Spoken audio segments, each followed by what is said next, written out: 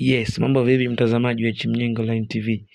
Leo nitakupa siri ama mbinu ambayo unaweza kuitumia mtumiaji wa Vodacom kupata GB 8 kutokea Vodacom.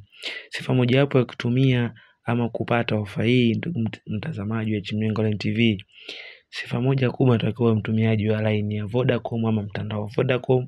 Kitu cha pili, unatakiwa mwezi uliopita unatakiwa umetumia zaidi au kuanzia shilingi 3,500 katika salio lako la kununua vifurushi. Inabidi yani kwamba umetumia si chini ya 3,500.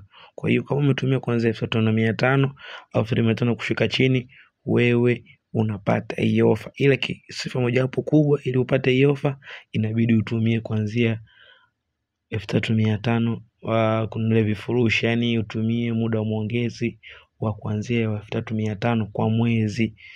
Let's do this. Tuingia kwenye menu ya kulipa. Hii menu utabonyeza *149 *03 leli, afu bonyeza okay. Italodi, baada hapo italeta.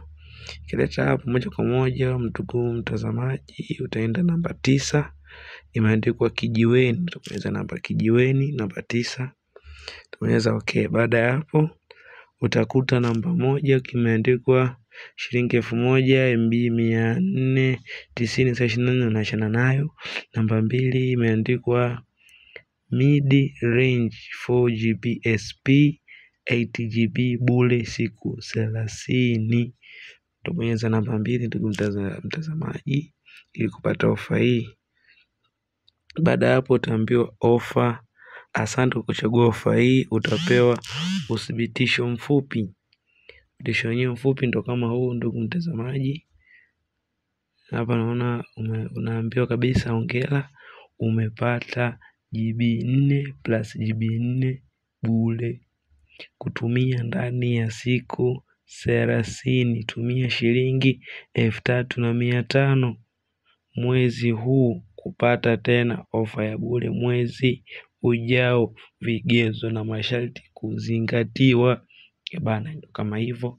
Mimi ni Salvan Kanikani, big presenter all the way kutoka Chimnyengo Online TV, the home of news and entertainment.